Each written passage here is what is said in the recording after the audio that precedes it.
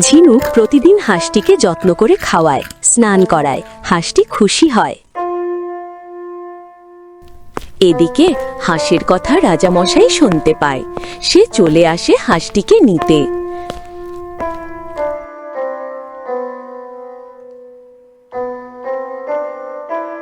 ঝিনুক হাঁসটা রাজামশাইকে দিয়ে দে।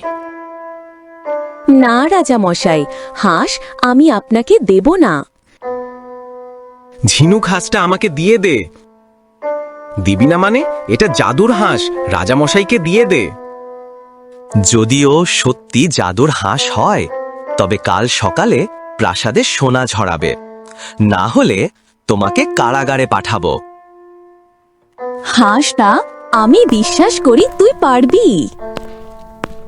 ঝিনুক, তুমি দুঃখ করো না। ভোরের সূর্য উঠলেই আমি